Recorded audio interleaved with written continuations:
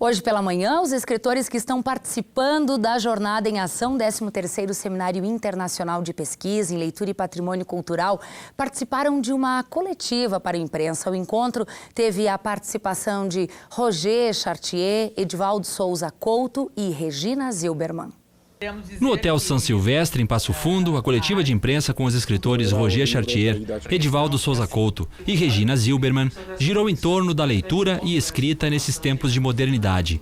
O pensador da educação francês, Roger Chartier, começou abordando os desafios da tradução em um mundo globalizado. No livro Nação Criolla, o tradutor havia mantido saudade, com uma nota de rodapé. E agora considerava que não se deveria fazer isso, que tudo deve estar traduzível, e que se traduzia de novo, traduziria saudade. E o autor dizia, não é impossível de traduzir saudade, porque todos os elementos que constituem a palavra não se podem expressar em qualquer outra língua. E esta me havia chamado a atenção, porque no passado, no século XVI, XVII, era a mesma discussão. Mas que sempre se terminava com uma possibilidade de traduzir a uma famosa palavra de Castiglione, o livro de Cortesano, que é sprezzatura, fazer as coisas com uma elegância, desenvoltura. Também chamou a atenção é que alguns livros são traduzidos duas vezes, em português e em Brasil, em português do Brasil. Era o caso de um livro em que estive um dos editores, que era a História da Vida Privada. A História da Vida Privada, 5 volumes, tem duas editoras e 2 traduções. Então seria um objeto para estudantes de estudar, onde se introduz a dificuldade. O escritor Edivaldo Souza Couto falou sobre as redes sociais, a relação com os adolescentes e a característica de vida do homem moderno, cada vez mais conectado. As pessoas conectadas, a cibercultura permitiu um deslocamento de quem é que pode escrever e quem é que pode ler. No passado, poucas pessoas podiam escrever e outras podiam ler. O que tem de fascinante na nossa época é que todos nós nos tornamos ao mesmo tempo leitores e escritores, né? As redes sociais são fascinantes porque as pessoas encontram ali um espaço para publicar todo tipo de ideia que elas têm. E todo tipo de gênero de texto, né? De poesia, né? de pequenos contos, pequenos relatos, avaliações do que está acontecendo no cotidiano. Regina Zilberman respondeu perguntas sobre o livro digital e o conteúdo difundido nas plataformas midiáticas. Para ela, o jovem tem aprofundamento quando lê e escreve. A questão está no universitário, que necessita saber de assuntos relacionados com o conteúdo programado. Talvez o que a gente se ressinta no ensino, agora eu vou falar do ensino superior, que é onde eu trabalho, é de o aluno realmente entender o que o professor quer, né? Porque eu vejo isso muito seguido. Talvez a Tânia também se depare com isso, né, no ensino de letras, né, que é o nosso chão, de um aluno dizer assim, bom, o que vocês entenderam por isso aqui? Missa do Galo, do Machado de Assis, que era uma coisa que a gente estava conversando esses dias na faculdade. O que vocês entenderam? Aí o aluno fica te olhando com aquela cara assim de o que ela quer que eu diga, né? E isso sim, isso talvez seja essa falta de aprofundamento que tu está te referindo, porque vai faltar para o aluno essa autonomia da voz. Para encerrar, Roger Chartier fez uma análise sobre os desafios do professor nestes tempos de muita tecnologia e informação. Mundo da comunicação, do compartilhado, mundo da constituição de novas comunidades, mundo do ler e escrever no mesmo tempo, mundo da gratuidade.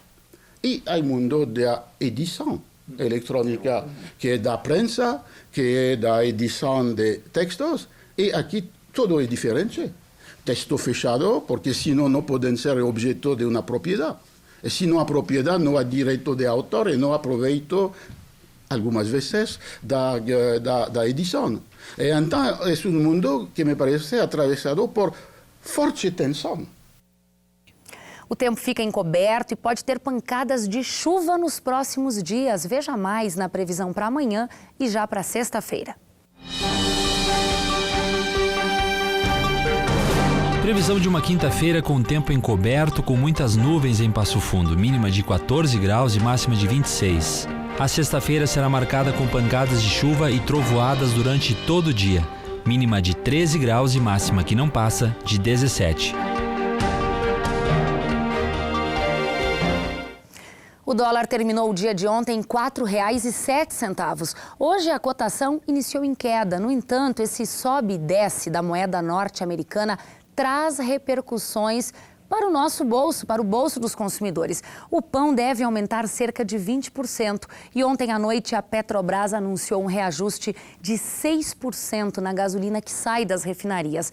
Bom, para a gente entender melhor por que o preço do dólar repercute tanto no nosso dia a dia, nós convidamos o economista, doutor em sociologia, professor aqui da Universidade, Ginês de Campos. Professor, seja bem-vindo, apesar das perspectivas não serem muito boas. A gente quer começar entendendo, professor, como esse aumento do dólar interfere tanto no nosso dia a dia? Bom, em primeiro lugar, é importante entender que há uma relação entre taxa de câmbio e inflação, né?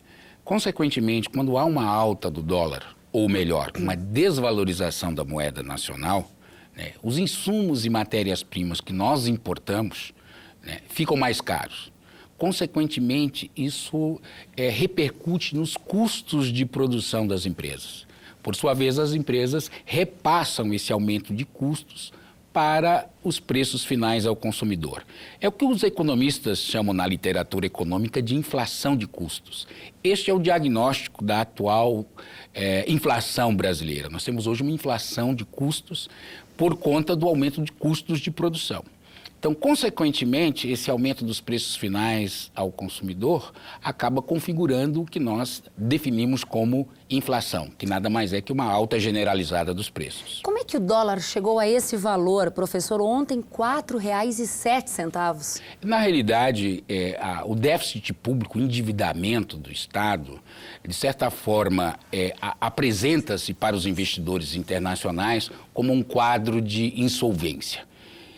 Esse quadro de insolvência compromete, inclusive, as notas de avaliação de risco dado pelas agências que avaliam os riscos dos países. Consequentemente, esse quadro de insolvência gera incertezas e uma certa insegurança para os investidores internacionais. Ou seja, eles ficam inseguros em investir aqui.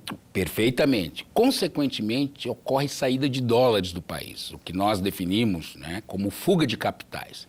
Então, essa saída de dólares do país, num contexto de um quadro de incertezas, profundamente afetado pela crise política e institucional que o país está passando, gera, digamos assim, um cenário de insegurança que faz com que os investidores internacionais migrem seus recursos financeiros para outros países, como, por exemplo, a possibilidade de aumento da taxa de juros nos Estados Unidos, provavelmente vai fazer com que haja essa migração para a aquisição de títulos do Tesouro Americano. Então, essa fuga de capitais faz com que haja uma desvalorização da moeda nacional em relação ao dólar, ou o que comumente nós definimos aí em linguagem mais popular como alta do dólar. Professor, dá para prever o comportamento do dólar até o final do ano? Olha, os analistas econômicos, considerando o quadro de crise política e institucional que nós estamos vivenciando hoje, por conta até do debate em torno do ajuste fiscal, alguns já apontam a possibilidade de nós fecharmos o ano com 4,30 ou 4,50. Isso numa perspectiva um pouquinho mais otimista. Numa perspectiva mais pessimista, caso se agrave a crise política e institucional, possamos fechar o ano, inclusive, com a possibilidade em torno de R$ 5,00, a cotação do dólar.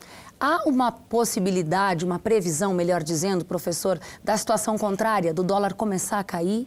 Ou ainda não é possível prever isso?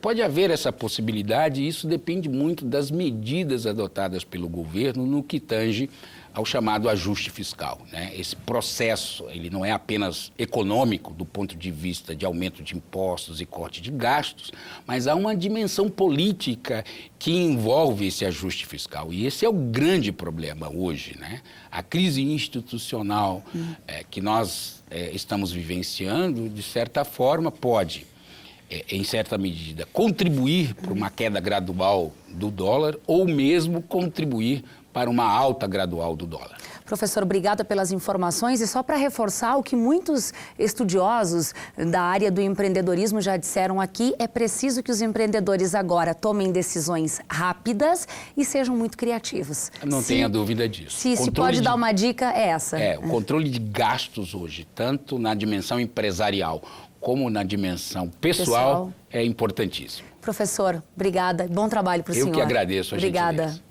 Bom, com o tema Para o Conhecimento Não Existem Fronteiras, foi lançado oficialmente na noite de ontem a 29ª Feira do Livro de Passo Fundo. O evento acontece de 31 de outubro a 8 de novembro e neste ano em um novo local, no Bourbon Shopping. Autoridades e o público amante da literatura lotaram o Teatro do Sesc. Mas se engana quem pensa que a feira é dedicada apenas aos livros. Toda manifestação cultural é bem-vinda. Quando tá escuro, ninguém te ouve. Quando chega a noite e você pode chorar, a luz do túnel dos desesperados. Pra quem precisa chegar, eu tô na lanterna dos afogados. Tô te esperando, vê se não vai demorar.